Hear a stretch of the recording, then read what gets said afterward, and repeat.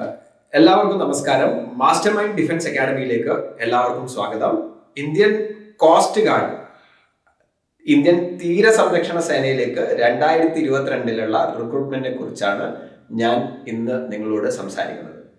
10ാം class കഴിഞ്ഞവർക്കും 12ാം class കഴിഞ്ഞവർക്കും അതുപോലെ diploma കഴിഞ്ഞവർക്കുമുള്ള വേക്കൻസികളെ കുറിച്ചുള്ള complete details ഞാൻ ഇന്ന് നിങ്ങളോട് സംസാരിക്കും. സാധാരണ ഡിപ്ലോമക്കാർക്ക്, +2കാർക്കും 10th-കാർക്കും ഡിഫൻസ് ഫോഴ്സസിലേക്ക് ഒരുപാട് വേക്കൻസികൾ ഉണ്ടെങ്കിലും ഡിപ്ലോമക്കാർക്കായിട്ട് വിളിക്കുന്ന റിക്രൂട്ട്മെന്റുകൾ വളരെ കുറവായിരുന്നു. ഇന്ത്യൻ ആർമിയിൽ ടെക്നിക്കൽ കേഡറിലേക്ക് അവർ +2 ആണ് അടിസ്ഥാന യോഗ്യത, അവിടെ ഡിപ്ലോമ അല്ല യോഗ്യത, +2 ആണ്. അതുപോലെ തന്നെ നേവിയിലും എയർഫോഴ്സിലും ഡിപ്ലോമക്കാർക്കുള്ള പ്രത്യേകമായിട്ടുള്ള പരിഗണനകളൊന്നും ഉണ്ടായിരുന്നില്ല. നേരെ മറിച്ച് ഇന്ത്യൻ കോസ്റ്റ് ഗാർഡിൽ യാന്ത്രിക പോസ്റ്റുകളിലേക്ക് വിളിക്കുന്നത് ഡിപ്ലോമക്കാരെ മാത്രം. സോ ഇത് ഒരു വലിയൊരു ഓപ്പർച്യൂണിറ്റിയാണ്. അതുകൊണ്ട് തന്നെ ഡിപ്ലോമക്കാർക്ക് പ്രത്യേക പരിഗണനയോടുള്ള ഈ റിക്രൂട്ട്മെന്റ് നിങ്ങൾ എല്ലാവരും മുഴുവനായിട്ട് ശ്രദ്ധിക്കുക. ഈ വീഡിയോ കാണുന്നവരിൽ ഇപ്പോൾ അപേക്ഷിക്കാൻ പറ്റുന്നവരും ഉണ്ടാവും. പിന്നീട് നിങ്ങളുടെ ഡിഫൻസ് ആസ്പിരൻസ് ആയിട്ടുള്ള ചെറുപ്പക്കാരായിട്ടുള്ള ചെറിയ വളർന്നു വരുന്ന കുട്ടികൾ ഉണ്ടാവും, അവരുടെ രക്ഷകർത്താക്കൾ ഉണ്ടാവും. സോ ദാറ്റ് നിങ്ങൾക്ക് നിങ്ങളുടെ കുട്ടിയെ അല്ലെങ്കിൽ നിങ്ങൾക്ക് തന്നെ ഇതിലേക്കുള്ള പ്ലാനിങ്, ഡിഫൻസ് ഫോഴ്സസിലേക്കുള്ള പ്ലാൻ ചെയ്യാനുള്ള അവസരം കൂടെ ഈ വീഡിയോ കാണുന്നതിലൂടെ നിങ്ങൾക്ക് ലഭിക്കും. സാധാരണ ഡിഫൻസ് ഫോഴ്സസിൽ വർഷത്തിൽ 2 തവണയായിട്ടാണ് റിക്രൂട്ട്മെന്റ് പ്രോസസ്സ് നടക്കുന്നത്. അതുപോലെ തന്നെ ഈ ഇന്ത്യൻ കോസ്റ്റ് ഗാർഡിലും 2 തവണ റിക്രൂട്ട്മെന്റ് പ്രോസസ്സ് നടക്കാറുണ്ട്. അതിൽ 10ാം ക്ലാസ് യോഗ്യതയുള്ളവർക്കും +2 യോഗ്യതയുള്ളവർക്കും ഡിപ്ലോമക്കാർക്കും പ്രത്യേകം പോസ്റ്റുകൾ റിസർവ്ഡ് ആയിട്ടുണ്ട്. എല്ലാവരുടെയും ഒരു പ്രധാന പ്രശ്നം അല്ലെങ്കിൽ എല്ലാവരും സ്ഥിരമായിട്ട് ചോദിക്കുന്ന ഒരു പ്രധാനപ്പെട്ട കാര്യം ഏജ് റിലാക്സേഷൻ ഉണ്ടോ എന്നുള്ളതാണ്. Age relaxation, community basis reservation ഉണ്ടോ എന്ന് ചോദിക്കാറുണ്ട്. ഇന്ത്യൻ ആംഡ് ഫോഴ്സസിൽ, അതായത് ആർമി, നേവി, എയർഫോഴ്സിൽ ഇത്തരം റിസർവേഷൻ ഒന്നും തന്നെ, കമ്മ്യൂണിറ്റി ബേസിസ് റിസർവേഷനോ കമ്മ്യൂണിറ്റി ബേസിസിലുള്ള ഏജ് റിലാക്സേഷനോ ഒന്നും തന്നെ ഉണ്ടായിരുന്നില്ല. നേരെ മറിച്ച് ഇന്ത്യൻ കോസ്റ്റ് ഗാർഡിൽ, അതായത് തീരസംരക്ഷണ സേനയിലേക്ക് ഉള്ള റിക്രൂട്ട്മെന്റിന് ഇതൊക്കെ ബാധകമാണ്. അതായത് ഏജിന്റെ ബേസിലുള്ള കമ്മ്യൂണിറ്റി ബേസിലുള്ള ഏജ് റിലാക്സേഷൻ, അതുപോലെ തന്നെ കമ്മ്യൂണിറ്റി ബേസിലുള്ള റിസർവേഷൻ പ്രത്യേകമായിട്ട് ഇതിൻ്റെ അകത്ത് ഉണ്ട്. അപ്പോൾ ആ കാര്യം കൂടെ ഞാൻ ഇന്ന് നിങ്ങളുടെ അടുത്ത് സംസാരിക്കും. എന്തൊക്കെയാണ് അതിന്റെ ഡീറ്റെയിൽസ് എന്ന് നമുക്ക് ഡിസ്കസ് ചെയ്യാം. ഇന്ത്യയിൽ തീരസംരക്ഷണ സേന, നമുക്ക് ബോർഡർ സെക്യൂരിറ്റി ഫോഴ്സിനെ കുറിച്ച് അറിയാം. BSF, ഇന്ത്യയുടെ കര അതിർത്തി സംരക്ഷിക്കുന്ന സേനയാണ് BSF, border security force. It is under home ministry. ഇന്ത്യയുടെ ഹോം മിനിസ്ട്രിയുടെ അണ്ടറിലുള്ള ഒരു ഫോഴ്സാണ് BSF. സാധാരണ യുദ്ധം വരുന്ന സമയത്ത് ഇന്ത്യൻ അതിർത്തിയിൽ യുദ്ധം വന്നു കഴിഞ്ഞാൽ സ്വാഭാവികമായിട്ട് BSF പിന്നോട്ട് പോവുകയും ഇന്ത്യൻ ഡിഫൻസ് ഫോഴ്സസ്, അതായത് ഇന്ത്യൻ ആർമി മുന്നോട്ട് പോവുകയാണ് ചെയ്യുന്നത്. അതുപോലെ തന്നെ ഇന്ത്യൻ കര അതിർത്തി സംരക്ഷിക്കുന്ന സേനയാണ് ഇന്ത്യൻ തീരസംരക്ഷണ സേന. അതുപോലെ തന്നെ ഒരുപാട് റെസ്ക്യൂ ഓപ്പറേഷൻസ് ഭാഗമാക്കാവുന്ന ഒരു സേനയാണ്. അതായത് നമുക്ക് കേരളത്തിലെ പ്രളയത്തിന്റെ സമയത്ത് അറിയാം, നേവിയോടൊപ്പം ഇന്ത്യൻ തീരസംരക്ഷണ സേനയും അതിൽ പങ്കെടുത്തിരുന്നു. ഒരുപാട് റെസ്ക്യൂ ഓപ്പറേഷൻസ്, അതുപോലെ തന്നെ ഇന്ത്യൻ കടൽ അതിർത്തിക്കുള്ളിലുള്ള ഇന്ത്യയുടെ മത്സ്യബന്ധനം നടത്തുന്ന ആൾക്കാരെ സംരക്ഷിക്കാനും അവരെ അസിസ്റ്റ് ചെയ്യാനും ഒക്കെ ഈ കോസ്റ്റ് ഗാർഡ് വളരെ മുന്നിലുണ്ട്. ഒരുപാട് ഷിപ്പുകളും അതുപോലെ ഹെലികോപ്റ്ററുകളൊക്കെ അടങ്ങിയിട്ടുള്ള ഒരു വലിയ സേന തന്നെയാണ് ഇന്ത്യൻ കോസ്റ്റ് ഗാർഡ്. ഇന്ത്യയുടെ ഹോം മിനിസ്ട്രിയുടെ അണ്ടറിലുള്ള, ഇന്ത്യയുടെ ഡിഫൻസ് മിനിസ്ട്രിയുടെ അണ്ടറിലുള്ള ഒരു സേന കൂടിയാണ് ഇന്ത്യൻ കോസ്റ്റ് ഗാർഡ്. പലപ്പോഴും 2008 ഇന്ത്യയുടെ താജ് ആക്രമിച്ച സമയത്ത്, അല്ലെങ്കിൽ ഇന്ത്യയുടെ 2008 മുംബൈ ആക്രമണത്തിന്റെ സമയത്ത് നമ്മൾ ഇതിനെക്കുറിച്ച്, കോസ്റ്റ് ഗാർഡിന്റെ വിപുലീകരണം, കോസ്റ്റ് ഗാർഡിന്റെ ശക്തി വർദ്ധിപ്പിക്കുന്നതിനെ കുറിച്ച് വലിയ ചർച്ചാ വിഷയമായിരുന്നു. കാരണം ഇന്ത്യയിലേക്ക് നുഴഞ്ഞു കയറിയത് കടൽ മാർഗമായിരുന്നു. അപ്പൊ അതുകൊണ്ട് തന്നെ തീരസംരക്ഷണ സേന ഇന്ത്യൻ ഡിഫൻസ് ഫോഴ്സസിന്റെ, ഇന്ത്യയുടെ സെക്യൂരിറ്റിയെ സംബന്ധിച്ചിടത്തോളം ഏറ്റവും ഇമ്പോർട്ടൻ്റ് ആയിട്ടുള്ള ഒരു സേനയാണ്. അതുപോലെ തന്നെ നമ്മുടെ കൂട്ടുകാർക്ക്, ഡിഫൻസ് ആസ്പിരൻസിന് ഇത് വലിയൊരു ഓപ്പർച്യൂണിറ്റി കൂടെയാണ്. ഓക്കെ. സോ നമുക്ക് ഇവിടെ ഇതൊക്കെ കാണാം. ഇതൊക്കെ മുന്നേ വന്ന ഒരു പത്ര കട്ടിങ്ങുകളൊക്കെയാണ് ഇന്ത്യൻ കോസ്റ്റ് ഗാർഡ് പങ്കെടുത്ത activities. Okay. Smuggling, anti smuggling agency ആയിട്ടൊക്കെ പ്രവർത്തിക്കുന്നുണ്ട്, കസ്റ്റംസിനൊക്കെ സപ്പോർട്ട് ചെയ്യുന്ന രീതിയിൽ. ഓക്കെ. സോ ഈ വർഷം വിളിച്ചിരിക്കുന്ന പോസ്റ്റ് നാവിക് യാന്ത്രിക്, നാവിക് ഡൊമസ്റ്റിക് ബ്രാഞ്ചാണ്. Navik general duty, Yantrik and Navik domestic branch. ഇതിൽ യാന്ത്രിക് എന്ന് പറയുന്നത് ഒരു ടെക്നിക്കൽ പോസ്റ്റ് ആണ്. യാന്ത്രിക്കിലേക്ക് ഉള്ള അടിസ്ഥാന യോഗ്യത ഡിപ്ലോമയാണ്. ആൻഡ് നാവിക് ഡൊമസ്റ്റിക് ബ്രാഞ്ച് എന്ന് പറയുന്നത് 10ാം ക്ലാസ് യോഗ്യതയാണ്. നമുക്ക് നേവിയിലും ഇതുപോലെ തന്നെ 10ാം ക്ലാസ്സുകാർക്ക് പ്രത്യേകമായിട്ട് അവർ വിളിക്കാറുണ്ട്. അവിടെ ഹൈജീനിസ്റ്റ് ഒക്കെ ആയിട്ടുള്ള ഹൈജീനിസ്റ്റ്, സ്റ്റീവാർഡ്, വാഷർമാൻ ഒക്കെ ആയിട്ട് വിളിക്കുന്ന പോസ്റ്റാണ് 10ാം ക്ലാസ് യോഗ്യതയുള്ള NavIC domestic branch. Okay. So ഈ 3 പോസ്റ്റിലേക്കാണ് ഇപ്പോൾ അപേക്ഷ ക്ഷണിച്ചിരിക്കുന്നത്. 322 വേക്കൻസിയാണ്. ഓൾ ഇന്ത്യ തലത്തിൽ 322 വേക്കൻസിയാണ്. അത് പ്രധാനപ്പെട്ട ഒരു നല്ലൊരു നമ്പറാണ്, നല്ലൊരു വേക്കൻസി നമ്പറാണ്. നമുക്ക് നോക്കാം ഓരോ വിഭാഗത്തിനും എന്തൊക്കെയാണ് വേക്കൻസി, എത്രയൊക്കെ വേക്കൻസി ഉണ്ടെന്ന് നമുക്ക് നോക്കാം. നാവിക് ജനറൽ ഡ്യൂട്ടിയിൽ 260 വേക്കൻസികളുണ്ട്. അതിനകത്ത് പ്രത്യേകം അൺറിസർവ്ഡിന് 112, EWS 28, OBC 72, ST SC കാർക്കൊക്കെ പ്രത്യേകം തന്നെ റിസർവേഷൻസ് കൊടുത്തിട്ടുണ്ട്. ഇങ്ങനെ ഓരോ ബ്രാഞ്ചിനും ഇപ്പോൾ നാവിക് ഡൊമസ്റ്റിക് ബ്രാഞ്ച് 35 ഒഴിവുകളാണുള്ളത്. അതുപോലെ യാന്ത്രിക് 3 പോസ്റ്റാണുള്ളത്. Mechanical, electrical and electronics. മെക്കാനിക്കലിന് 13 ആൻഡ് ഇലക്ട്രിക്കൽ 9, അതുപോലെ ഇലക്ട്രോണിക്സിന് 5 വേക്കൻസീസ്. ഇതൊക്കെ ചേർന്ന് 322 വേക്കൻസിയാണ് റിക്രൂട്ട്മെന്റിൽ ഉള്ളത്. അടിസ്ഥാന യോഗ്യത നമ്മൾ പറഞ്ഞു 10ാം ക്ലാസ് ആണ് ഏറ്റവും ഈ റിക്രൂട്ട്മെന്റിലുള്ള ഏറ്റവും ചെറിയ യോഗ്യത എന്ന് പറയുന്നത്. ആ യോഗ്യതയിലുള്ള പോസ്റ്റ് എന്ന് പറയുന്നത് നാവിക് ഡൊമസ്റ്റിക് ബ്രാഞ്ച് ആണ്. ഓക്കെ. സോ നാവിക് ജനറൽ ഡ്യൂട്ടിയുടെ യോഗ്യത എന്താന്ന് നോക്കാം. Navik general duty, that is first post. 10ാം ക്ലാസ് പാസ്സായി 12ാം ക്ലാസ് പാസ്സായിരിക്കണം വിത്ത് മാത്സ് ആൻഡ് ഫിസിക്സ്. അതായത് ഹ്യൂമാനിറ്റീസുകാർക്കും കൊമേഴ്സുകാർക്കും ഇതിന് അപേക്ഷ കൊടുക്കാൻ സാധിക്കില്ല. +2 നിങ്ങൾ ഫിസിക്സും മാത്സും പഠിച്ചിരിക്കണം. നമ്മുടെ ഇവിടുത്തെ സിസ്റ്റം പ്രകാരം ബയോളജി സയൻസ് പഠിച്ചവർക്കും കമ്പ്യൂട്ടർ സയൻസ് പഠിച്ചവർക്കും ഇതിന് അപേക്ഷിക്കാം. ഇനിയിപ്പം വേറെ ഏതെങ്കിലും ഇതിലാണെങ്കിലും ഇതിന്റെ യോഗ്യത എന്ന് പറയുന്നത് ഫിസിക്സും മാത്സും പഠിച്ചിരിക്കണം 12ാം ക്ലാസ്സിൽ. So that is Navik general duty. രണ്ടാമത് നാവിക് ഡൊമസ്റ്റിക് ബ്രാഞ്ച്. ഡൊമസ്റ്റിക് ബ്രാഞ്ചിലേക്ക് 10ാം ക്ലാസ് പാസ്സായാൽ മതി. 10ാം ക്ലാസ് പാസ്സായി കഴിഞ്ഞാൽ നാവിക് ഡൊമസ്റ്റിക് ബ്രാഞ്ചിലേക്ക് അപേക്ഷ കൊടുക്കാം. യാന്ത്രികിനുള്ള അടിസ്ഥാന യോഗ്യത 10ാം ക്ലാസ്സും ഡിപ്ലോമയും പാസ്സായിരിക്കണം. 10ാം ക്ലാസ്സും ഡിപ്ലോമയും. നിങ്ങൾ ചിലപ്പോൾ 12ാം ക്ലാസ്സും ഡിപ്ലോമയും ഉള്ളവരുണ്ടാവും, അവർക്ക് അപേക്ഷിക്കാം. അവർക്ക് 2 എണ്ണത്തിൽ ചിലപ്പോൾ അപേക്ഷിക്കാൻ പറ്റും. പക്ഷെങ്കിൽ അങ്ങനെ അപേക്ഷിക്കാൻ പാടില്ല എന്നാണ് കോസ്റ്റ് ഗാർഡ് പറഞ്ഞിരിക്കുന്നത്. ഇപ്പൊ ഉദാഹരണത്തിന് 12th ഉണ്ട്, അതിനുശേഷം ഡിപ്ലോമയുണ്ട്. അപ്പോൾ യാന്ത്രികിനും നാവിക് ജനറൽ ഡ്യൂട്ടിക്കും അപേക്ഷിക്കാനുള്ള യോഗ്യത ഒരാൾക്കുണ്ടെങ്കിൽ 2നും അപേക്ഷിക്കാൻ പറ്റില്ല എന്നുള്ളതാണ് കോസ്റ്റ് ഗാർഡ് അവരുടെ നോട്ടിഫിക്കേഷനിൽ പറഞ്ഞിരിക്കുന്നത്. അപ്പോൾ ഏതെങ്കിലും ഒരു പോസ്റ്റിലേക്ക് നിങ്ങൾക്ക് അപേക്ഷ കൊടുക്കാം. So diploma in electrical, mechanical, electronics, telecommunication engineering. അപ്പം നമുക്ക് ഈ നോട്ടിഫിക്കേഷനിൽ അവർ ഈ കാറ്റഗറിയിലുള്ള ഏതൊക്കെ വിവിധ വിഭാഗത്തിലുള്ള എഞ്ചിനീയറിംഗിനെ കുറിച്ച് പറഞ്ഞിട്ടുണ്ട്. അത് നമുക്ക് നോട്ടിഫിക്കേഷനിൽ നമുക്ക് ഡീറ്റെയിൽസ് ആയിട്ട് നിങ്ങൾക്ക് കാണാം. ഈ വീഡിയോന്റെ ഡിസ്ക്രിപ്ഷനിൽ നോട്ടിഫിക്കേഷൻ്റെ ലിങ്ക് ഞാൻ കൊടുക്കാം. So that you can understand ഏതൊക്കെ വിഭാഗത്തിൽ ഏതൊക്കെ എഞ്ചിനീയറിംഗ് പഠിച്ചവർക്ക് ഈ കാറ്റഗറിയിലേക്ക് വരുന്നത്. ഓക്കെ. സോ 10ാം ക്ലാസ്സും ഡിപ്ലോമയും +2 ഡിപ്ലോമയും ഉണ്ടെങ്കിലും നിങ്ങൾക്ക് ഈ കാറ്റഗറിയിൽ അപേക്ഷിക്കാം. So this is A technical branch. Age criteria വളരെ ഇമ്പോർട്ടൻ്റ് ആണ്. ഇതിൻ്റെ അകത്ത് ഞാൻ പറഞ്ഞു ഏജ് റിലാക്സേഷൻ ഉണ്ട് എന്നുള്ളത്. അപ്പം ഏജ് റിലാക്സേഷൻ ഉള്ളത് കൊണ്ട് തന്നെ നമുക്ക് ഈ ക്രൈറ്റീരിയ പ്രത്യേകം ശ്രദ്ധിക്കണം. ഇപ്പം മിനിമം 18 years മുതൽ 22 വയസ്സ് വരെയാണ് 18 years to 22 years Navik general duty Yantrik. ഈ നാവിക് ജനറൽ ഡ്യൂട്ടിന്റെയും യാന്ത്രിക്കിന്റെയും വയസ്സാണ് ഇവിടെ കൊടുത്തിരിക്കുന്നത്.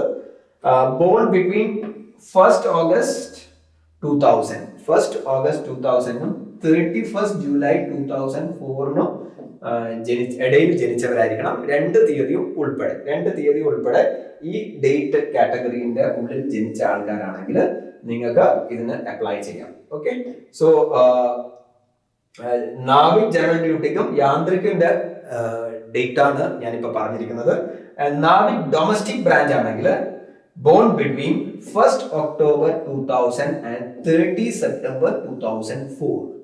ഈ രണ്ട് ഡേറ്റും ഉൾപ്പെടെയുള്ള തീയതികളുടെ ഇടയിൽ ജനിച്ച കുട്ടികൾക്ക് ഈ പോസ്റ്റിലേക്ക് അപേക്ഷ കൊടുക്കാൻ പറ്റും. 10ാം ക്ലാസ്സുകാര് ഈ നാവിക് ഡൊമസ്റ്റിക് ബ്രാഞ്ചിലേക്കും ഉയർന്ന യോഗ്യതയുള്ള +2 ഡിപ്ലോമയൊക്കെ ഉള്ള കുട്ടികൾ ഈ രണ്ട് പോസ്റ്റുകളിലേക്കാണ് അപേക്ഷിക്കേണ്ടത്. അവരുടെ തീയതിയാണ്, അവരുടെ ഡേറ്റ് ഓഫ് ബർത്തിന്റെ കാറ്റഗറിയാണ് ഞാനിപ്പോൾ പറഞ്ഞിരിക്കുന്നത്. ഇനി ഇതാണ് ജനറൽ കാറ്റഗറിക്കാരുടെ ഡേറ്റ് ഓഫ് ബർത്ത്. OBC കാരാണെങ്കിൽ നിങ്ങൾക്ക് 3 വർഷത്തെ അളവ് തരും. അപ്പൊ അതിന് കണക്കാക്കിയിട്ട് നിങ്ങൾ ഡേറ്റ് ഓഫ് ബർത്ത് കണക്കാക്കണം. ഓക്കെ, 3 വർഷം കൂട്ടിയിട്ട്. ഓക്കെ, നിങ്ങൾക്ക് 3 വർഷത്തെ അളവുണ്ട്. ആൻഡ് SC/ST കാർക്ക് 5 വർഷത്തെ അളവുണ്ട്. ഓക്കെ, അതിന് കണക്കാക്കിയിട്ട് നിങ്ങൾ കണക്കാക്കിയാൽ മതി. അപ്പൊ നിങ്ങൾക്ക് 3 വർഷം കൂട്ടിയിട്ട് കണക്കാക്കിയാൽ മതി. Okay, so this is the age category. ഇനി ഹൈറ്റ്, എല്ലാവരുടെയും പ്രധാന പ്രശ്നം ചിലപ്പോൾ ഹൈറ്റ് ഒക്കെ ആയിരിക്കും. ഡിഫൻസ് ആസ്പിറൻസിന് എപ്പോഴും അവരുടെ ടെൻഷൻ എന്ന് പറയുന്നത് അവരുടെ ഹൈറ്റ് വെയിറ്റ് ഒക്കെ പ്രൊപ്പോർഷനേറ്റ് ആണോ എന്നുള്ളൊരു ടെൻഷൻ ഉണ്ടാവാറുണ്ട്. 157.5 സെന്റിമീറ്റർ മതി ഇതിന്റെ ഹൈറ്റ്. ആർമിയിൽ നിങ്ങൾ പോവുകയാണെങ്കിൽ ആർമിയിലെ ഏറ്റവും മിനിമം ഹൈറ്റ് എന്ന് പറയുന്നത് 162 സെന്റിമീറ്റർ ആണ്. That is for clerk. അവിടെ 165 ആണ് ടെക്നിക്കലിന്. ആൻഡ് അവിടെ നിങ്ങൾ ജനറൽ ഡ്യൂട്ടിക്കാണെങ്കിൽ 166 സെന്റിമീറ്റർ ആണ് ആർമിയുടെ കേസിൽ. ഓക്കെ, സോ നേവി ആൻഡ് ഇവിടെ കോസ്റ്റ് ഗാർഡിനൊക്കെ കുറച്ചുകൂടെ ഹൈറ്റ് കുറവാണ്. 157.5 സെന്റിമീറ്റർ മതി. അതുപോലെ തന്നെ ചെസ്റ്റിന്റെ കാര്യത്തിൽ അവർ പ്രൊപ്പോർഷനേറ്റ് ആയിട്ടുള്ള ചെസ്റ്റ് വേണമെന്നാണ് പറയുന്നത്. ദാറ്റ് മീൻസ് 5 സെന്റിമീറ്റർ എക്സ്പാൻഷൻ എന്തായാലും വേണം.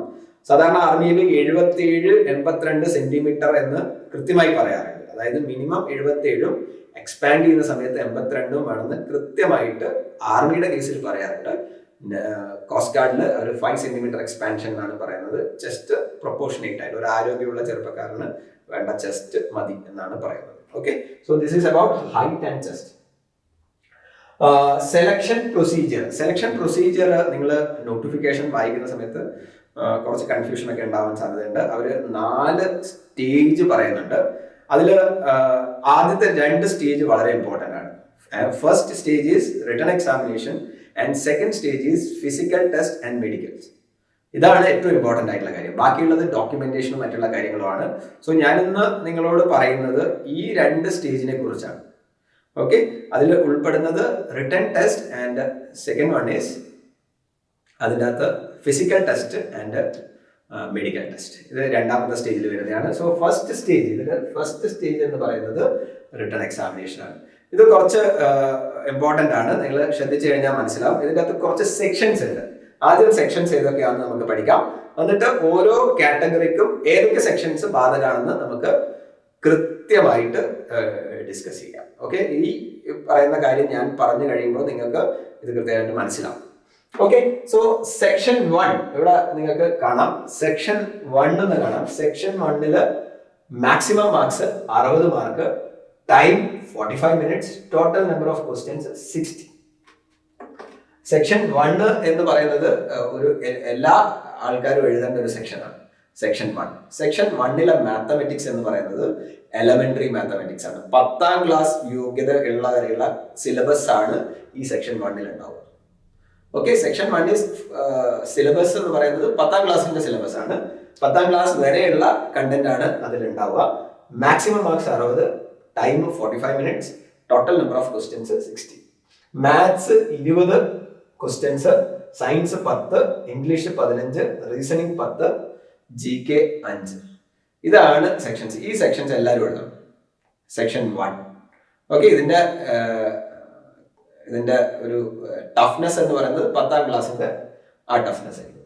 Section 2 maximum marks 50, time 30 minutes, total number of questions 50 questions 50 marks. Okay, so ഇതിന്റെ അകത്തുള്ളത് മാത്സ് ആൻഡ് ഫിസിക്സ് ആണ്. Maths 25, physics 25. ഇതിന്റെ ടഫ്നെസ് എന്ന് പറയുന്നത് 12ാം ക്ലാസ് ആണ്. അതായത് നിങ്ങളോട് നേരത്തെ പറഞ്ഞു ഫിസിക്സും മാത്സും പഠിച്ചിരിക്കണം 12th. അതാണ് നാവിക് ജനറൽ ഡ്യൂട്ടിയുടെ അടിസ്ഥാന യോഗ്യത. ഓക്കെ, സോ സെക്ഷൻ 2 മാത്സും ഫിസിക്സും ആണ്. 30 മിനിറ്റ്സ്, 50 questions. സെക്ഷൻ 3 എന്ന് പറയുന്നത് ഇലക്ട്രിക്കൽ എഞ്ചിനീയറിംഗ് ആണ്, അതായത് യാന്ത്രികിന് വേണ്ടിയിട്ടുള്ള സെക്ഷൻ ആണ്. അതിൽ maximum marks 50, time 30 minutes, total number of questions 50. അതിൻ്റെ അകത്തുള്ള കണ്ടന്റ് എന്ന് പറയുന്നത് ഇലക്ട്രിക്കൽ എഞ്ചിനീയറിംഗ് പഠിച്ച കണ്ടന്റ് ആയിരിക്കും, ഡിപ്ലോമ ലെവലിൽ നിങ്ങൾ പഠിച്ച കാര്യങ്ങൾ. Section 4 maximum marks 50, time 30 minutes, questions 50. അതിന്റെ കണ്ടന്റ് എന്ന് പറയുന്നത് ഇലക്ട്രോണിക്സ് എഞ്ചിനീയറിംഗ് ആയിരിക്കും section 4. Section 5 maximum marks 50, time 30 minutes, questions 50 questions. അതിന്റെ കണ്ടന്റ് എന്ന് പറയുന്നത് മെക്കാനിക്കൽ എഞ്ചിനീയറിംഗിന്റെ കണ്ടന്റ് ആയിരിക്കും. സോ ഇതിൽ നിന്ന് ഞാൻ പറയാൻ പോകുന്നത് ഓരോ പോസ്റ്റുകാരും ഏതൊക്കെ പരീക്ഷ എഴുതണം എന്നുള്ളതാണ്. നാവിക് ഡൊമസ്റ്റിക് ബ്രാഞ്ച്, അതായത് 10ാം ക്ലാസ്സുകാരൻ അപേക്ഷ കൊടുത്ത നാവിക് ഡൊമസ്റ്റിക് ബ്രാഞ്ച് ആണെങ്കിൽ ഈ സെക്ഷൻ 1 മാത്രം എഴുതിയാൽ മതി. സെക്ഷൻ 1 മാത്രം എഴുതിയാൽ മതി. ആര്? നമ്മുടെ 10ാം ക്ലാസ്സുകാരനായ ഈ നാവിക് ഡൊമസ്റ്റിക് ബ്രാഞ്ച് അപേക്ഷിച്ച വിദ്യാർത്ഥി. ഇനി പ്ലസ് ടു യോഗ്യതയുള്ള നാവിക് ജനറൽ ഡ്യൂട്ടി അപേക്ഷിച്ച ഒരു വിദ്യാർത്ഥി സെക്ഷൻ 1 ആൻഡ് സെക്ഷൻ 2 എഴുതണം. സെക്ഷൻ 1 ആൻഡ് സെക്ഷൻ 2 അവർ എഴുതണം. ആൻഡ് തേർഡ് കാറ്റഗറി എന്ന് പറയുന്നത് യാന്ത്രിക് പോസ്റ്റ് ആണ്. യാന്ത്രികിൽ നമുക്കറിയാം 3 പോസ്റ്റ് ഉണ്ട്: electronics, electrical, electronics and mechanical. ഇലക്ട്രിക്കാരൻ ഒരു യാന്ത്രിക് ഇലക്ട്രിക്കൽ പോസ്റ്റിലേക്കാണ് അപേക്ഷ കൊടുത്തതെങ്കിൽ സെക്ഷൻ 1 സെക്ഷൻ 3 എഴുതണം. ഇലക്ട്രോണിക്സ് പോസ്റ്റിലേക്കാണ് കൊടുത്തതെങ്കിൽ section 1 and section 4. Mechanical engineering പോസ്റ്റിലേക്കാണ് കൊടുത്തതെങ്കിൽ സെക്ഷൻ 1 ആൻഡ് സെക്ഷൻ 5. നിങ്ങൾക്ക് ഇവിടെ കാണാം. നാവിക് ഡൊമസ്റ്റിക് ബ്രാഞ്ച് സെക്ഷൻ 1 മാത്രം മതി. Navik general duty section 1+2. +2കാർക്ക് പ്രത്യേകം 1 എഴുതണം, 2 എഴുതണം. Yantrik electrical 1 and 3, Yantrik electronics 1 and 4, Yantrik mechanical 1 and 5. So ഇതിൽ നിന്ന് നമ്മൾ എന്താണ് മനസ്സിലാക്കുന്നത്? Section 1 is common to all. 10ാം ക്ലാസ് യോഗ്യത ഉള്ളവരുടെ ആ ലെവലിലുള്ള പരീക്ഷ എല്ലാവരും എഴുതണം. അതിന്റെ കൂടെ അതത് സെക്ഷൻസ്, +2 യോഗ്യത ഉള്ളവർക്ക് 2ാമത്തെ സെക്ഷൻ, ഇലക്ട്രിക്കൽ എഞ്ചിനീയറിംഗുകാർക്ക് 3, ഇലക്ട്രോണിക്സുകാർക്ക് 4 ആൻഡ് മെക്കാനിക്കലുകാർക്ക് 5. ഇതാണ് പരീക്ഷ ഏതൊക്കെയാണ് സെക്ഷൻസ് എന്നുള്ളതിന്റെ വിശദമായ വിവരം നിങ്ങൾക്ക് മനസ്സിലായിട്ടുണ്ടാവുമെന്ന് വിചാരിക്കുന്നു. ഓക്കെ, ഇതിന്റെ പാസിംഗ് മാർക്സ് എന്നൊക്കെ പറയുന്നത് നിങ്ങൾക്ക് നോട്ടിഫിക്കേഷനിൽ നിങ്ങൾക്ക് മനസ്സിലാക്കാം. എന്നാലും അതൊക്കെ നോട്ടിഫിക്കേഷനിൽ അവർ കൊടുത്തിട്ടുണ്ട്. സോ ഇതാണ് ആദ്യം പറഞ്ഞതാണ് നമ്മൾ stage 1 test, that is written examination. 2ാമത്തെ ടെസ്റ്റ് എന്ന് പറയുന്നത്, അല്ലെങ്കിൽ സ്റ്റേജ് 2 എന്ന് പറയുന്നത് ഫിസിക്കൽ ഫിറ്റ്നസ് ടെസ്റ്റ് ആണ്, PFT. വളരെ ഇമ്പോർട്ടൻ്റ് ആണ്. ബാക്കിയുള്ള പഠിപ്പും കാര്യങ്ങളൊക്കെ ഉള്ള ഒരു കുട്ടി റിട്ടൺ എക്സാമിനേഷൻ പാസ്സാവുകയും ഫിസിക്കൽ ടെസ്റ്റിൽ ഫെയിൽ ആവുകയും ചെയ്തു കഴിഞ്ഞാൽ റിക്രൂട്ട്മെന്റിൽ നിങ്ങൾ ഒരു ഫെയിലിയർ ആയിട്ട് മാറും. സോ ഈ പ്രിപ്പറേഷൻ നിങ്ങൾക്ക് ഇപ്പൊ തന്നെ ആരംഭിക്കാം. അതായത് ഫിസിക്കൽ ഫിറ്റ്നസിന് വേണ്ട ടെസ്റ്റ് നിങ്ങൾ റൂട്ടീനായിട്ട് ചെയ്യേണ്ട കാര്യങ്ങളാണ്. അതിന്റെ ടെസ്റ്റ് എന്തൊക്കെയാണെന്ന് നോക്കാം. സാധാരണ നമ്മൾ ആർമി ആണെങ്കിൽ ഈ ഡിഫൻസ് ഫോഴ്സസിലുള്ള ടെസ്റ്റുകളിൽ ഫിസിക്കൽ ടെസ്റ്റിൽ ഏറ്റവും ടഫ് ആയിട്ടുള്ളത് ആർമിയുടെ ടെസ്റ്റ് ആണ്. ബാക്കി navy, air force, coast guard comparatively എളുപ്പമാണ്. ആർമി കുറച്ചുകൂടെ ടഫ് ആണ്. പക്ഷെ നമുക്ക് കോസ്റ്റ് ഗാർഡിൽ നമുക്ക് എന്തുകൊണ്ടാണ് എളുപ്പം നമുക്ക് നോക്കാം കമ്പയർ ചെയ്യുന്ന സമയത്ത്.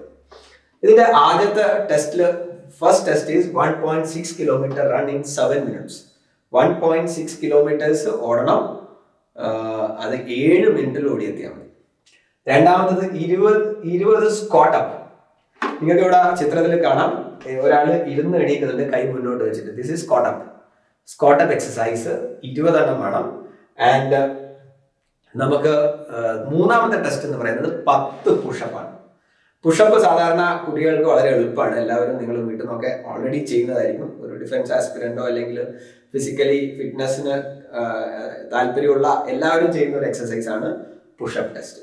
ഓക്കെ, അത് 10 എണ്ണം മതി. ഇതിൻ്റെ അതിൽ ഏറ്റവും വലിയ പ്രത്യേകത, ആർമിയിൽ നമുക്ക് റണ്ണിങ്ങിൽ 5 minutes 30 seconds വേണമായിരുന്നു. നേരെ മറിച്ച് കോസ്റ്റ് ഗാർഡിൽ നമുക്ക് 7 minutesനുള്ളിൽ 7 minutesനുള്ളിൽ എത്തിയാൽ മതി. That means it is A huge difference. 1.5 minute നിങ്ങൾക്ക് എക്സ്ട്രാ കിട്ടുകയാണ്. ഒരു സാധാരണ ഒരു വലിയ പ്രാക്ടീസ് ഒന്നും ഇല്ലാത്ത ഒരാൾക്ക് പോലും ഇടക്കൊന്ന് നടന്നാൽ പോലും 7 മിനിറ്റിനുള്ളിൽ ക്ലിയർ ചെയ്യാൻ പറ്റാവുന്ന ദൂരമേ ഉള്ളൂ ഈ 1.6 കിലോമീറ്റേഴ്സ്. സോ ഇതിന്റെ അർത്ഥം നിങ്ങൾ തീരെ പ്രാക്ടീസ് ചെയ്യേണ്ടെന്നല്ല, നോർമൽ പ്രാക്ടീസ് മതി. ഒരു റിഗറസ് ആയിട്ടുള്ള വലിയ പ്രാക്ടീസ് ഒന്നും വേണ്ട. നിങ്ങൾ ദിവസവും ഒരു 2 കിലോമീറ്റർ ഒക്കെ ദിവസവും ഓടിക്കഴിഞ്ഞാൽ ഈ പറയുന്ന ഫിസിക്കൽ ഫിറ്റ്നസ് നിങ്ങൾക്ക് നേടിയെടുക്കാൻ സാധിക്കും. ബട്ട് ഇവിടെ റിട്ടൺ എക്സാമിനേഷൻ കുറച്ചും കൂടെ ആർമിയെ കമ്പയർ ചെയ്യുന്ന സമയത്ത് ടഫായിരിക്കും. Okay, compare to army written examination is tough, compare to army physical test is simple. Okay, അതാണ് ഈ കാര്യത്തിൽ പറയാനുള്ളത്. That is physical fitness test. Physical fitness test എന്ന് പറയുന്നത് സ്റ്റേജ് 2 ആണ്. അവിടെ മെഡിക്കൽ ടെസ്റ്റ് കൂടെ ഉണ്ട്. മെഡിക്കൽ ടെസ്റ്റിൻ്റെ അകത്തുള്ള കാര്യങ്ങൾ നമുക്ക് പിന്നീട് പറയാം. സോ ഇതിന്റെ പേ ലെവൽ 3 നമുക്കറിയാം. 7th പേ കമ്മീഷനാണ് ഇപ്പോൾ ഓടിക്കൊണ്ടിരിക്കുന്നത്. അതിൻ്റെ അകത്ത് പേ ലെവൽ 3 വരുന്ന സാലറിയാണ് 21,700 ആണ് അതിന്റെ minimum salary. So this is starting, നിങ്ങളുടെ ബേസിക് ആണ്. അതിന്റെ കൂടെ മറ്റുള്ള എലമെന്റ്സ് ഒക്കെ ചേർന്ന് ഒരു 35,000 മുകളിലുള്ള സാലറി നിങ്ങൾക്ക് ലഭിക്കും. നമുക്കറിയാം ഇന്നത്തെ കാലത്ത് സാധാരണ നമ്മുടെ നാട്ടിലുള്ള ഗവൺമെന്റ് ജോലിയെക്കാളും ഈ യോഗ്യത വെച്ചിട്ട് കിട്ടുന്ന ഗവൺമെന്റ് ജോലിയെക്കാളും അല്ലെങ്കിൽ പ്രൈവറ്റ് ജോലിയെക്കാളും മികച്ച സാലറിയാണ് ഡിഫൻസ് ഫോഴ്സസ് ഒരുക്കുന്നത്. അത് മാത്രമല്ല, സാലറിക്ക് അപ്പുറം ഒരുപാട് സാധ്യതകൾ ഒരു ഡിഫൻസ് ഫോഴ്സിൽ ജോലി ചെയ്യുന്ന ആൾക്ക് ലഭിക്കുന്ന ഒരുപാട് opportunities. Okay, so that is general ഡ്യൂട്ടിക്കാർക്ക് 21,700 പേ സ്കെയിൽ 3. ബാക്കിയുള്ള DA, TA അങ്ങനെയുള്ള കാര്യങ്ങളൊക്കെ വരും. ആൻഡ് ഡൊമസ്റ്റിക് ബ്രാഞ്ചുകാർക്കും 21,700 പേ ലെവൽ 3 ആണ്. യാന്ത്രിക്കാരുടെ പേ ലെവൽ 5 ആണ്, 29,200. ഓക്കെ, സോ 29,200 ആണ് അവരുടെ ബേസിക്കിന്റെ സ്റ്റാർട്ടിങ്. ഓക്കെ, ബാക്കി അത് ഒക്കെ കൂടെ ചേർന്ന് 40,000 മുകളിൽ സാലറി ലഭിക്കും. അതിന് യാന്ത്രികകാർക്ക് മാത്രം, ടെക്നിക്കലുകാർക്ക്, ഇപ്പം നേവിയിലായാലും ടെക്നിക്കലുകാർക്ക് പ്രത്യേക 6,200 റുപ്പീസിന്റെ ഒരു എക്സ്ട്രാ അലവൻസ് ഉണ്ട്. So you will get 6,200 extra allowance കിട്ടും. സോ ഇതൊക്കെ ചേർന്ന് ഒരു 40,000 മുകളിൽ സാലറി ലഭിക്കും if you are trying for Yantrik. Okay, so this is about salary. സാലറിനെ പറ്റി പറയാൻ വന്നു കഴിഞ്ഞാൽ best in the industry. Okay, so നിങ്ങൾക്ക് എല്ലാവർക്കും സ്വപ്നം കാണാവുന്ന ഒരു ഇതാണ്. Basically defence forces is service. നിങ്ങൾ സെർവ് ചെയ്യുന്ന സമയത്ത് നിങ്ങളുടെ കാര്യങ്ങളൊക്കെ തന്നെ ഇന്ത്യ ഗവൺമെന്റ് നോക്കും. ഓക്കെ, സോ നിങ്ങൾ എല്ലാവരും സാലറി ആഗ്രഹിച്ചു വരുന്ന സ്ഥലമല്ല defence forces. Okay, but salary is very good. നിങ്ങൾ സാലറിനെ പറ്റി ആലോചിക്കാതെ തന്നെ നിങ്ങളുടെ സർവീസ് മൈൻഡഡ്നെസ്സിന് നിങ്ങൾക്ക് ഒരു ഹോണറേറിയമായിട്ട് ഏറ്റവും മികച്ച സാലറി തന്നെ ഇന്ത്യ ഗവൺമെന്റ് നിങ്ങൾക്ക് തരും. സോ അതർ ബെനിഫിറ്റ്സ്, ഒരുപാട് ബെനിഫിറ്റ്സ് ഉണ്ട്. നമുക്ക് വെറുതെ ഒന്ന് നോക്കാം. നിങ്ങൾക്ക് ഇവിടെ കാണാൻ പറ്റും free ration, free clothing, accommodation, self and family, 45 days of earned leave and 8 days casual leave. Indian army പോലെയല്ല, ആർമിയിൽ 60 days ഏൺഡ് ലീവ് ഉണ്ടായിരുന്നു. ഇവിടെ 45 days earned leave and 8 days casual leave. Contributory pension scheme and gratuity on retirement, canteen and various loan facilities, ECHS medical facilities after retirement. After retirement നമ്മുടെ ആർമിക്കാരെ പോലെ തന്നെ ECHS scheme ഉണ്ട്. അതായത് retire ചെയ്താലും നിങ്ങൾക്ക് നിങ്ങളുടെയും നിങ്ങളുടെ ഫാമിലിൻ്റെയും മെഡിക്കൽ കാര്യങ്ങളൊക്കെ തന്നെ മിലിറ്ററി ഹോസ്പിറ്റൽസിലുള്ള ചികിത്സ ലഭിക്കും. അതുപോലെ തന്നെ ഉള്ള ഒരു സ്കീം കോസ്റ്റ് ഗാർഡിനുണ്ട്, ECHS scheme. Insurance cover available ആണ്. ഇതൊക്കെയാണ് നമുക്ക് തരുന്നത്. പ്രൊമോഷൻ അപ് ടു പ്രധാൻ അധികാരി പോസ്റ്റിലേക്കുള്ള പ്രൊമോഷൻ. അതായത് നമ്മുടെ ഇന്ത്യൻ ആർമിയിലൊക്കെ JCO, ജൂനിയർ കമ്മീഷൻ ഓഫീസർ പോലെ തന്നെ ഇവിടെ JCO ലെവലിലുള്ള പ്രധാൻ അധികാരി പോസ്റ്റിലേക്കുള്ള വരെയുള്ള പ്രൊമോഷൻസ് അവൈലബിൾ ആണ്. അത് സർവീസിൽ ജോയിൻ ചെയ്ത് കഴിഞ്ഞാൽ നിങ്ങൾക്ക് അതിന്റെ പ്രൊസീജിയേഴ്സും കാര്യങ്ങളൊക്കെ മനസ്സിലാവും. സോ ട്രെയിനിങ് INS ഷിൽക്കയിൽ വെച്ചിട്ടാണ് ട്രെയിനിങ്. അതിന്റെ starting date basic training for Navik and Yantrik August 2022. ഇപ്പോൾ നിങ്ങൾ സെലക്ഷൻ ലഭിച്ചു കഴിഞ്ഞാൽ ഓഗസ്റ്റ് 2022 ആകുമ്പോഴത്തേക്ക് നിങ്ങൾ അക്കാഡമിയിൽ ജോയിൻ ചെയ്യും. INS ഷിൽക്ക, അതായത് നേവിയുടെ സെലക്ഷൻ, നേവിയുടെ ട്രെയിനിങ് സെന്റർ തന്നെയാണ്. അവിടെ വെച്ചിട്ട് തന്നെയാണ് നിങ്ങളുടെ കോസ്റ്റ് ഗാർഡിന്റെയും ട്രെയിനിങ്. ഓക്കെ, നാവിക് ഡൊമസ്റ്റിക് ബ്രാഞ്ചുകാർക്ക് ഒക്ടോബർ 2022 ട്രെയിനിങ് ആരംഭിക്കുന്നത്. ഓക്കെ, സോ ബാക്കിയുള്ള പ്രൊഫഷണൽ ട്രേഡ് കാര്യങ്ങളൊക്കെ തന്നെ, പ്രൊഫഷണൽ ട്രെയിനിങ് ഒക്കെ പിന്നീട് വരും. ഓക്കെ, സോ നിങ്ങളുടെ പ്രധാനപ്പെട്ട കാര്യം, നിങ്ങൾ സെലക്ഷന് പോകുന്ന സമയത്ത് പ്രത്യേകിച്ച് സ്റ്റേജ് 2 പോകുന്ന സമയത്ത്, സ്റ്റേജ് 2 ഫിസിക്കൽ ഫിറ്റ്നസും മെഡിക്കൽ ടെസ്റ്റും. വാക്സ് ക്ലീൻ ചെയ്യാം, നിങ്ങളുടെ ചെവിയിലൊക്കെയുള്ള വാക്സ് ക്ലീൻ ചെയ്ത് വളരെ ഹൈജീനിക് ആയിട്ട് പോവുക. സാധാരണ മെഡിക്കൽ ടെസ്റ്റിന് നമ്മൾ എങ്ങനെ ഒരുങ്ങാന്ന് ചോദിച്ചു കഴിഞ്ഞാൽ, മെഡിക്കൽ ടെസ്റ്റിൽ നമുക്ക് പ്രത്യേകിച്ച് അധികം കാര്യങ്ങളൊന്നും നമ്മൾ ചെയ്യാനില്ല. കാരണം അത് അവർ ചെക്ക് ചെയ്യേണ്ടതാണ്, whether we are fit or not. ബാക്കി റിട്ടൺ എക്സാമിനേഷൻ ആയാലും ഫിസിക്കൽ ഫിറ്റ്നസ് ടെസ്റ്റിനായാലും നമ്മളുടെ പ്രാക്ടീസ്, നമ്മളുടെ ഒരു പ്രിപ്പറേഷൻ മാറ്റേഴ്സ്. ബട്ട് ഇവിടെ നമുക്ക് അധികം പ്രിപ്പയർ ചെയ്യാനൊന്നുമില്ല. എന്നാലും പ്രിപ്പയർ ചെയ്യേണ്ട കാര്യം നമ്മളുടെ ഇയർ വാക്സ് ക്ലീൻ ചെയ്യുക, നമ്മുടെ ശരീരത്തിലുള്ള എന്താ പറയുക, നല്ല ശരീരം വളരെ ക്ലീൻ ആയിട്ട് വെക്കുക. ഓക്കെ, അപ്പോൾ സോ ദാറ്റ് മെഡിക്കലിന് പോകുന്ന സമയത്ത് നിങ്ങളുടെ ബോഡി കണ്ടു കഴിഞ്ഞാൽ ഹെൽത്തി ആയിട്ടുള്ള ഒരു പേഴ്സണിന്റെ ബോഡി ആയിട്ട് തോന്നണം. നമ്മുടെ അടി മുതൽ മുടി വരെ കംപ്ലീറ്റ്ലി ചെക്ക് ചെയ്യും, ഷേപ്പ് 1 ആണോ എന്ന് ചെക്ക് ചെയ്യും. സോ എല്ലാ വിധത്തിലുള്ള സ്കാനിങ് ആൻഡ് നിങ്ങളുടെ എക്സ്റേ, നിങ്ങളുടെ ബ്ലഡ് ടെസ്റ്റ്, നിങ്ങളുടെ യൂറിൻ ടെസ്റ്റ് ഒക്കെ ടെസ്റ്റ് ചെയ്ത് നിങ്ങൾ ഫിസിക്കലി ഫിറ്റ് ആണെങ്കിൽ, ഐ മീൻ മെഡിക്കലി ഫിറ്റ് ആണെങ്കിൽ മാത്രമേ നിങ്ങൾക്ക് സെലക്ഷൻ ലഭിക്കുള്ളൂ. അതുകൊണ്ടത് നമ്മൾ ചെയ്യാനുള്ളത് നമ്മൾ വളരെ ഹൈജീനിക് ആയിട്ടിരിക്കുക എന്നുള്ളതാണ്. ഓക്കെ, സോ ചില ആളുടെ സംശയം, ടാറ്റു, കയ്യിലൊക്കെ ടാറ്റു ഉണ്ടെങ്കിൽ അതിന്റെ പോളിസി എന്താണ്? ടാറ്റു കയ്യിൽ ഇവിടെ നമ്മുടെ കൈയുടെ ഇവിടെ എൽബോ മുതൽ റിസ്റ്റ് വരെയുള്ള ഭാഗത്ത് ഇന്നർ സൈഡിലാണെങ്കിൽ നമുക്ക് കുഴപ്പമില്ല, അത് അപ്രൂവ്ഡ് ആണ്. അതുപോലെ തന്നെ പാമിന്റെ പിറകു വശത്ത് ഓക്കെയാണ്. ബാക്കിയുള്ള ഒരു സ്ഥലത്തും പെർമനന്റ് ടാറ്റു അടിച്ചിട്ടുണ്ടെങ്കിൽ നിങ്ങളെ ഒഴിവാക്കാൻ അവർക്ക് സാധിക്കും, അല്ലെങ്കിൽ നിങ്ങൾക്ക് സെലക്ഷൻ ലഭിക്കില്ല. സോ ടാറ്റുവിനെ പറ്റിയിട്ട് ശ്രദ്ധിക്കുക. ഇനിയിപ്പോൾ ടാറ്റു ഒന്നും അടിക്കാത്ത കുട്ടികളാണെങ്കിൽ ഒരിക്കലും ടാറ്റു അടിക്കണ്ട. സോ എന്തിനാണ് നിങ്ങൾ കൺഫ്യൂഷൻ ആവുന്നത്? Okay, so that is about tattoo policy. Okay, so medical standards, height 157 centimeter ആണ്. ജസ്റ്റ് നമ്മൾ പറഞ്ഞു 5 centimeter എക്സ്പാൻഷൻ വേണം. ഇനി എക്സ്പാൻഷൻ ഇല്ലാത്ത കുട്ടികളാണെങ്കിൽ നിങ്ങൾക്ക് ഇപ്പോഴേ പ്രാക്ടീസ് ചെയ്യാം. അവിടെയൊക്കെ നിങ്ങൾക്ക് പ്രാക്ടീസ് മേക്സ് ഒരു വലിയ ഡിഫറൻസ് ഉണ്ടാകും. അതായത് ഏതൊരാൾക്കും 5 centimeter എക്സ്പാൻഷൻ ഉണ്ടാവും. അവർ നന്നായിട്ട് ശ്വാസം കഴിക്കാത്തത് കൊണ്ടാണ് ഈ 5 centimeter എക്സ്പാൻഷൻ അവർക്ക് ഫീൽ ചെയ്യാത്തത്. സോ നന്നായിട്ട് ശ്വാസം കഴിച്ച് ശീലിക്കുക. നിങ്ങൾ വീട്ടിൽ നിന്ന് തന്നെ നിങ്ങൾക്ക് മെഷർ ചെയ്തിട്ട്, മെഷറിംഗ് ടേപ്പ് ഉണ്ടെങ്കിൽ നിങ്ങൾക്ക് മെഷർ ചെയ്തിട്ട് നിങ്ങൾ 5 centimeter എക്സ്പാൻഷൻ ഉണ്ടെന്ന് ഉറപ്പ് വരുത്തുക. ഓക്കെ, സോ വെയിറ്റ്, ഹൈറ്റിന് പ്രൊപ്പോർഷനേറ്റ് ആയിട്ട് വെയിറ്റ് വേണം. +or -10% allow. ഇപ്പോൾ ഒരാൾക്ക് 60 കിലോ ആണ് അവരുടെ ഹൈറ്റ് പ്രകാരം വേണ്ടതെങ്കിൽ പ്ലസ് 10% എന്ന് പറയുന്നത് 60ന്റെ 10% 6ആണ്. 66 ആവാം, അല്ലെങ്കിൽ കുറവ് -54 ആവാം, 54 ആവാം, അല്ലെങ്കിൽ 66 ആവാം. ഈ റേഞ്ചിന് ഇടയിലുള്ള വെയിറ്റ് ആണെങ്കിൽ okay, that's not bad. Underweight എന്ന് പറയുന്നത് 54-ന് 54-ന് താഴെയാണെങ്കിൽ അണ്ടർ വെയിറ്റ്, ഇനി 66ന്റെ മുകളിലാണെങ്കിൽ ഓവർ വെയിറ്റ് ആയിട്ട് അവർ പരിഗണിക്കും. സാധാരണഗതിയിൽ ട്രെയിനിങ്ങിന് പോയി കഴിഞ്ഞാൽ ഈ വെയിറ്റ് മിസ്മാച്ച് ഒക്കെ ഈസി ആയിട്ട് മാറും. കൂടുതൽ വെയിറ്റ് ഉള്ള ആൾ പെട്ടെന്ന് തന്നെ വെയിറ്റ് ഒക്കെ കുറഞ്ഞു വരും. എന്തായാലും വെയിറ്റിന്റെ കാര്യം പറഞ്ഞിരിക്കുന്നത് 10% അക്സെപ്റ്റബിൾ ആണ്. ഓക്കെ, സോ ഹിയറിംഗ് നോർമൽ ആയിട്ടുള്ള കേൾവി ശക്തിയൊക്കെ വേണം. കേൾവി ആയാലും കണ്ണായാലും ഒക്കെ തന്നെ അവർ മിലിറ്ററിയുടെ സ്റ്റാൻഡേർഡിനനുസരിച്ചിട്ടാണ് അവിടെ നിങ്ങൾ പ്രത്യേകം കേൾവിന്റെ ENT സ്പെഷ്യലിസ്റ്റ് ചെക്ക് ചെയ്യുകയൊക്കെ ചെയ്യും.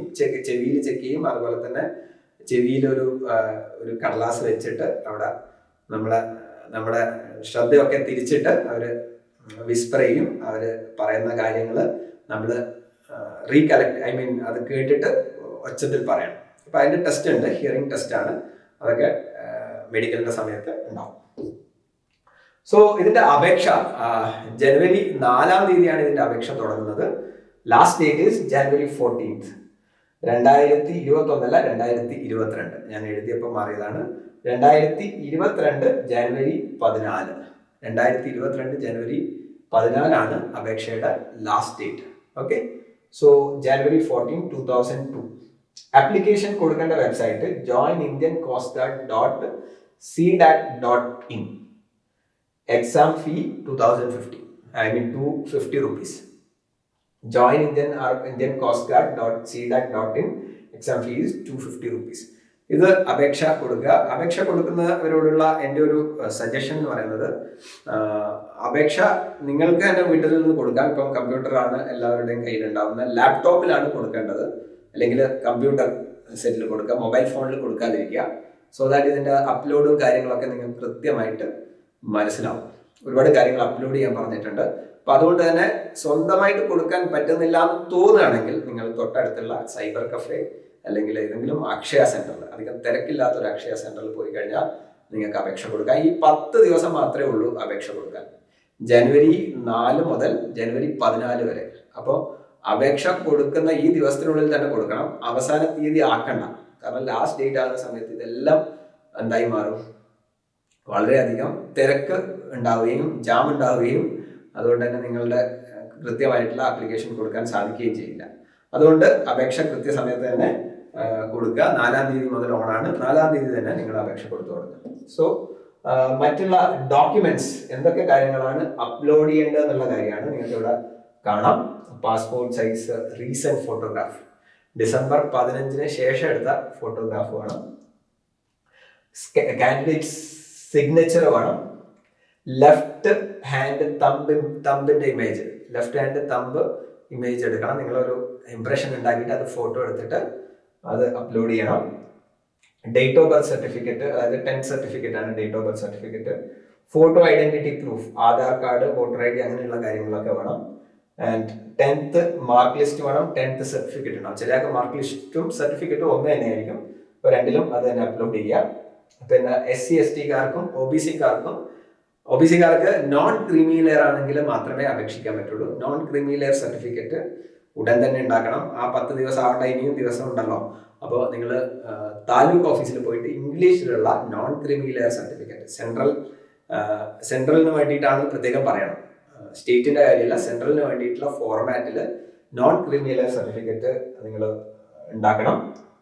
Hand written declaration and service certificate, NOC if candidate serving in CG personnel or a civilian ICG.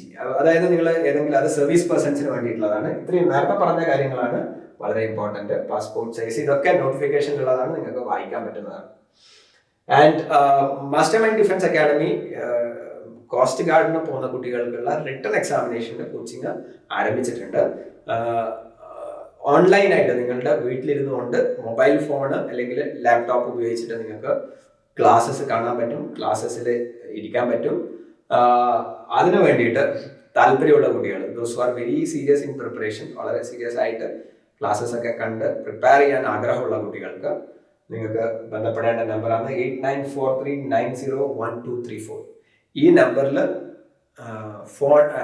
WhatsApp ചെയ്തിട്ട് നിങ്ങൾക്ക് താല്പര്യം ഉണ്ടെങ്കിൽ നിങ്ങളുടെ പേരും ഡീറ്റെയിൽസും ഒക്കെ അയച്ചു കൊടുക്കുക.